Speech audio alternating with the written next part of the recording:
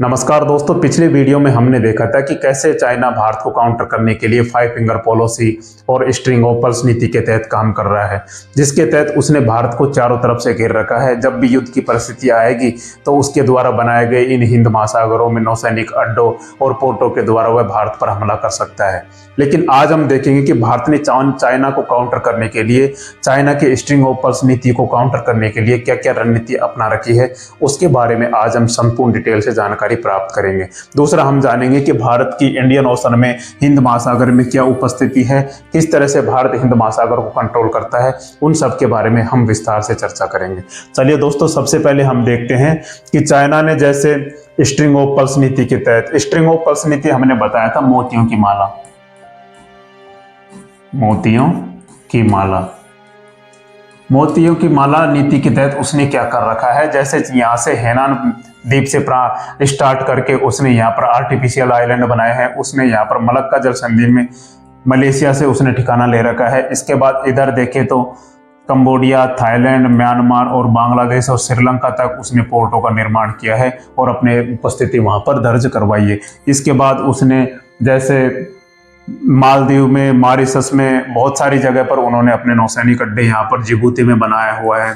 तो इस तरीके से उसने भारत को काउंटर करने के लिए एक तरीके से यहाँ से जैसे ग्वादर पोर्ट और ग्वादर पोर्ट के जरिए यहाँ पर और यहाँ से जरिए वापस हेनान द्वीप पर, इस तरीके से उसने क्या कर रखा है, भारत को घेरने के लिए एक तरीके से मोतियों की माला भारत को पहना रखी है। अब इसके विरोध में भारत ने क्या किया कि भारत कम थोड़ी है, हम किसी से कम नहीं है।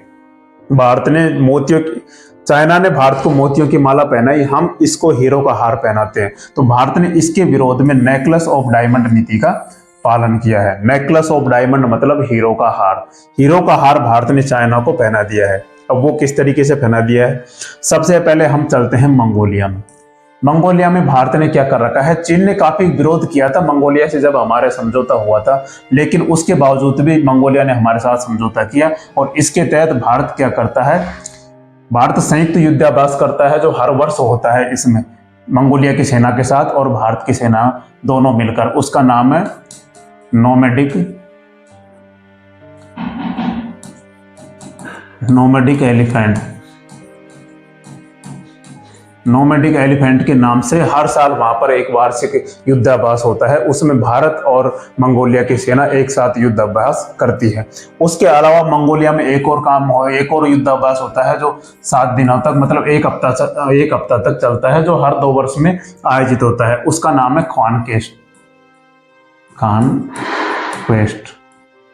उसका नाम है खानक्वेस्ट। खानक्वेस्ट में हर 2 वर्ष में भारत वहां की सेना के साथ युद्धाभ्यास करता है। तो इस तरीके से 2 युद्धाभ्यास भारत लगभग हर साल वहां पर करता है, जिसकी वजह से कभी हमें जरूरत पड़ेगी चाइना को काउंटर करने की तो इस युद्धाभ्यास के बहाने ही हम वहां से चाइना को काउंटर कर सकते हैं। अब इधर आ जाते हैं हम जापान में।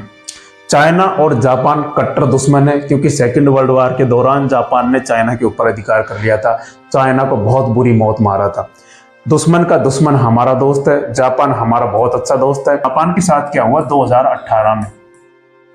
2018 में भारत और जापान के बीच एक समझौता हुआ, जिसके तहत भारत की जो नौसेना है और जापान की नौसेना है जो किसी भी परिस्थिति में एक दूसरे का सहयोग करेगी। जब भी हमें जरूरत पड़ेगी तो यहां से हम चाइना को काउंटर कर सकते हैं।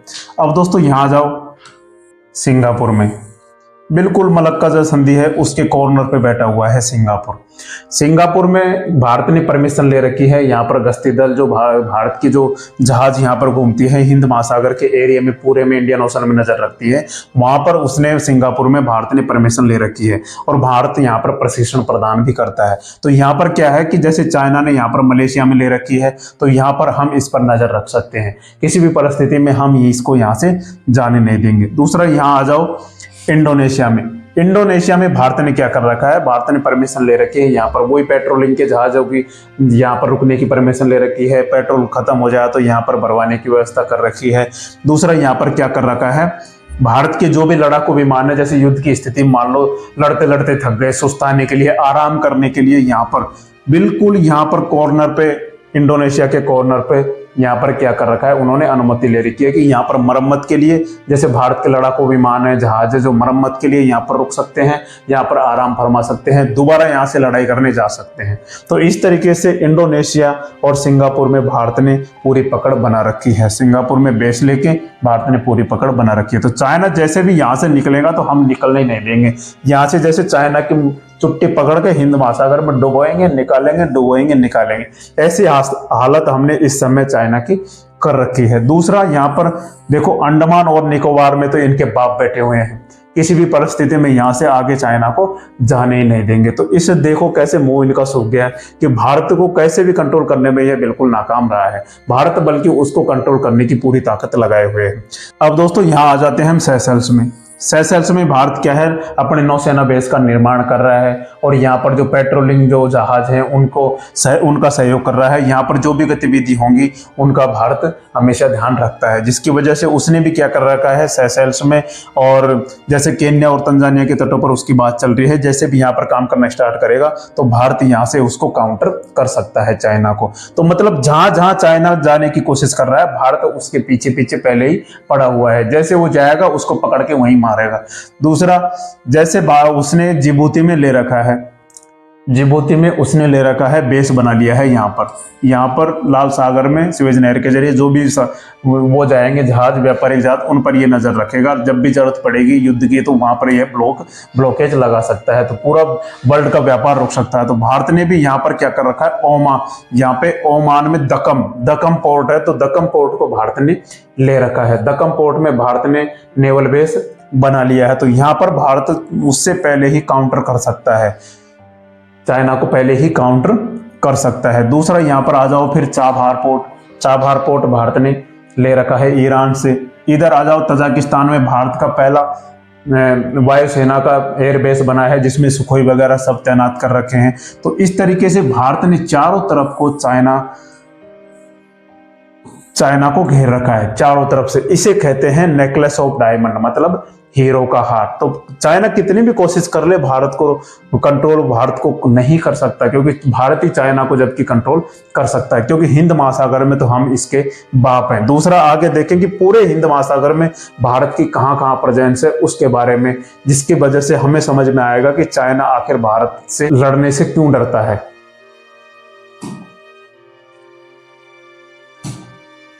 अब दोस्तों सबसे पहले हम यहीं से देखते हैं, सबसे पहले चलते हैं बांग्लादेश में। बांग्लादेश में financial aid for air force, Bharat air force की सहायता करता है। बांग्लादेश में जो चिटगांव ले रखा है तो हम तो यहाँ से निकलने ही नहीं देंगे, क्योंकि अंडमान निकोबार में तो भारत काफी पहले से ही सक्रिय है, जिसकी वजह से यहाँ से तो हमें कोई दिक्कत नहीं है। दूसरा, म्यांमार में भी उसने ले रखा है सितवे बंदरगाह ले रखा है, जिस पर वह काम कर रहा है। तो भारत क्या कर रहा है, उसी सितवे बंदरगाह को कंस्ट्रक्शन का काम कर रहा है और स्विफ्ट पोर्ट, एक्सपोर्ट और वेपन्स का निर्यात भारत म्यांमार को करता है, जिसकी वजह से भारत उसको सितवे बंदरगाह को कंट्रोल कर सकता है।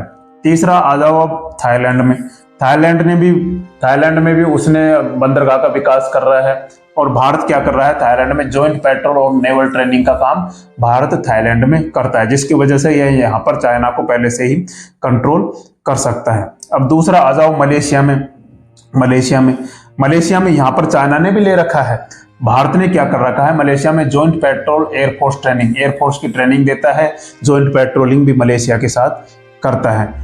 अब आ जाओ दोस्तों सिंगापुर में क्या करता है, जॉइंट एक्सरसाइज, हमने अभी बताया था, जॉइंट पेट्रोलिंग वगैरह सारा काम ये करता है। दूसरा, आ जाओ फिर इंडोनेशिया में, हमने बताया था कि इंडोनेशिया में भारत ने यहाँ पर ले रखा है। तो इंडोनेशिया में क्या करता है, जॉइंट पेट्रोल और रिपेयरिंग एंड फाइटर जेट्स। कभी भी हमें जरूरत पड़ेगी लड़ाई लड़ने की तो फाइटर जेट्स की यहाँ पर मरम्मत की जा सकती है, पेट्रोलिंग की जा सकती है, कुछ भी यहाँ पर हम कर सकते हैं इंडोनेशिया में। तो यहाँ से हम निकलने ही नहीं देंगे।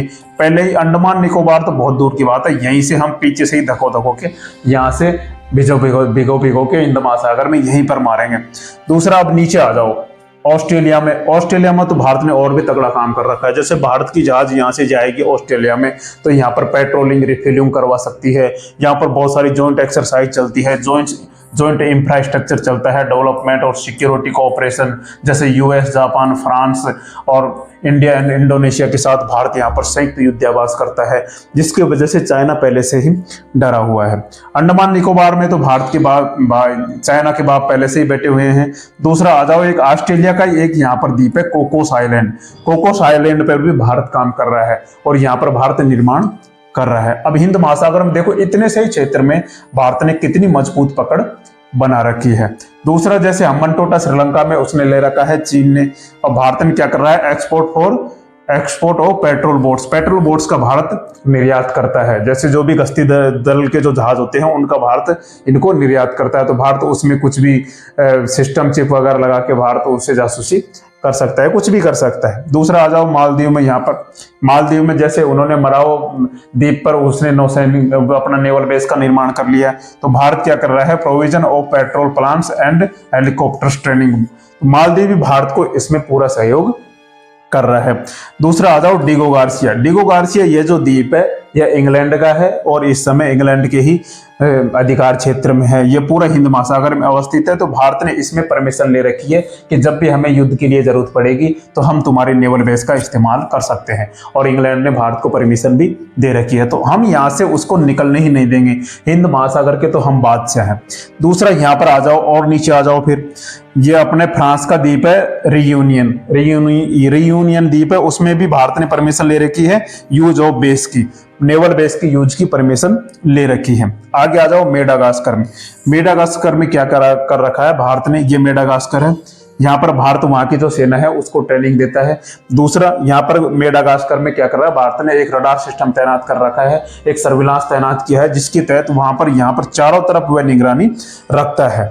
अब आगे देखते हैं मॉरिशस, ये मॉरिशस है। मॉरिशस में भारत में naval commissioning facility, provision of patrol boats training, इसमें भी भारत, मॉरिशस में भी जैसे उसने भी ले रखा है, चाइना ने भी, भारत ने भी यहाँ पर बहुत महत्वपूर्ण काम किया हुआ है। दूसरा आ जाओ सेशेल्स में Indian base of Assumption island patrolling और provision of patrol boats and training. Seychelles में भारत ने अजप्शन आइलैंड पे भारत एक नेवल बेस बना रहा है, तो यहाँ पर हम उसको काउंटर कर सकते हैं। जैसे वो केन्या और तंजानिया में समुद्री तटों को ले रहा है, तो यहाँ पर हम उसको पटक के मार सकते हैं। चाइना हमसे कहीं भी छिप नहीं सकता, कहीं भी भाग नहीं सकता, जहां पर वो गया हुआ है वहां से हम पहले से ही बैठे हुए हैं। दूसरा हमने दक्कम पोर्ट बताया था ओमान में permission for Indian Navy use of the port of Duqm, और इसके बाद जैसे मस्कट है, मस्कट में भी भारत काफी कुछ काम करता है। दो इसके प्रमुख बंदरगाह है, मस्कट और दक्कम, इसमें भारत ने काफी महत्वपूर्ण यहाँ पर हिस्सा लिया हुआ है और यहाँ पर मुख्य भागीदारी भारत भी निभा रहा है। दूसरा यूएई के साथ भी भारत यहाँ पर, जैसे उसने जिबूती में यहाँ पर बना रखा है ना, उसी तरीके से यूएई में भारत काफी कुछ कर रहा है। यूएई में cooperation with Indian oil reserve के साथ कोऑपरेशन है कि जब भी जरूरत पड़ी पेट्रोलिंग यहाँ पर हम करवा सकते हैं। दूसरा चाबहार पोर्ट के तो बारे में हमने बताया था। इतनी सारी जगह पर भारत की प्रेजेंस है, भारत की उपस्थिति है। हम देखें कि हिंद महासागर में भारत ने एक तरीके से चप्पा छान रखा है, जिसकी वजह से चाइना तो पहले से ही डरा हुआ है। अब हम देखें, जैसे इसको आगे देखें, इसमें देखते हैं हम, अब हम देखें कि कहां कहां पूरा भारत ने कंट्रोलिंग कर रखी है। हमने बताया था कि मंगोलिया में भारत ज्वाइंट एक्सरसाइज करता है। दूसरा जापान में भारत के साथ अच्छा सहयोग है, जापान में भारत के साथ अच्छा सहयोग है। अब यहाँ पर आ जाओ, हम यहाँ पर आते हैं, जैसे सिंगापुर के बाद यहाँ पर इंडोनेशिया में, यहाँ पर मलेशिया में, यहाँ पर थाईलैंड में, यहाँ पर म्यांमार में, यहाँ पर बांग्लादेश में, इस तरीके से भारत ने चाइना को कंट्रोल करने का। यहाँ पर अंडमान निकोबार में तो हमारी तीनों सेनाएं बैठी हैं। यहाँ कोकोस द्वीप ऑस्ट्रेलिया का है, ऑस्ट्रेलिया में हम पेट्रोलिंग करवा सकते हैं, कुछ भी यहाँ पर कर सकते हैं। दूसरा हम देखें, यहाँ पर डिगो गार्सिया द्वीप इंग्लैंड का है, उसको हमने नेवल बेस के इस्तेमाल की परमिशन ले रखी है। मालदीव में भी हमने सहयोग किया हुआ है। श्रीलंका को हम पेट्रोल बोट से निर्यात करते हैं। अब और आगे हम देखें, जैसे यहाँ पर चाबहार पोर्ट हमने ले रखा है। दूसरा ओमान में जैसे दक्कम पोर्ट ले रखा है, तो यहाँ पर हम कंट्रोल पूरा कर सकते हैं। दूसरा तजाकिस्तान में हमने पहला नौसैनिक बेस बनाया है, वायुसेना का बेस बनाया है, तो यहाँ पर पूरा कंट्रोल हमने कर रखा है। दूसरा आ जाओ हम यहाँ पर, जैसे सेशेल्स में हमने ले रखा है, मॉरिशस में, मेडागास्कर में, और यहाँ पर यूएई में भी हमने काफी कुछ कर रखा। तो इस तरीके से भारत ने पूरा कंट्रोल यहाँ पर स्थापित कर सका। जैसे भारत ने पूरे हिंद महासागर में अपनी उपस्थिति से चाइना को हरकत में डाल रखा है। तो भारत की रणनीति ये है कि किसी भी क्षेत्र में हम अगर चाइना से कभी भी युद्ध करने की जरूरत पड़ जाए तो आमने सामने की लड़ाई तो चाइना लड़ेगा नहीं, पूरा युद्ध या तो हिंद महासागर में लड़ाया जाएगा, इंडियन ओशन में, या फिर साइबर अटैक के जरिए लड़ाया जाएगा। तो हिंद महासागर में तो भारत ने पूरा कंट्रोल चाइना के ऊपर कर रखा है, क्योंकि हिंद महासागर के तो हम इंडियन ओशन के तो बादशाह हैं।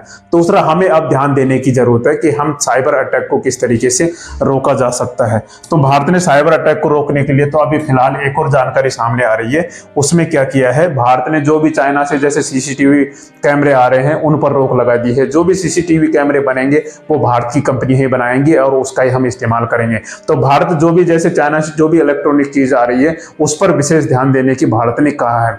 भारत ने कहा है कि चाइना से जो भी इलेक्ट्रॉनिक चीज आए उस पर कड़ी निगरानी रखो, उसकी पूर्ण तरह से जांच करो और जांच करने के बाद ही वह भारत में आनी चाहिए। मेरा तो मानना है कि लगभग धीरे धीरे हमें आत्मनिर्भर होना चाहिए, जिस पर अभी भारत सरकार काम कर रही है। और आत्मनिर्भर होने के साथ साथ ही हमें हर वो चीज बना लेनी चाहिए जो हम चाइना से मंगवाते हैं, या फिर हमें इसका दूसरा रास्ता खोजना चाहिए। जैसे हम ताइवान से मंगवा सकते हैं और भी जापान वगैरह से मंगवा सकते हैं, साउथ कोरिया से मंगवा सकते हैं। इलेक्ट्रॉनिक चीजें हमने चाइना से धीरे धीरे पूरा व्यापार इलेक्ट्रॉनिक चीजों का कम कर देना चाहिए, जिसकी वजह से हमें साइबर अटैक का कोई खतरा नहीं रहे, जिसकी वजह से हम चाइना से पूर्ण तरह सुरक्षित रह सकते हैं और चाइना को काउंटर कर भी सकते हैं। दोस्तों, जानकारी आपको अच्छी लगी हो तो चैनल को जरूर सब्सक्राइब कर ले, लाइक करें और कमेंट करके बताएं कि आगे भारत की और क्या रणनीति हो सकती है या भारत किस तरह से चाइना को काउंटर कर सकता है। जय हिंद, जय भारत।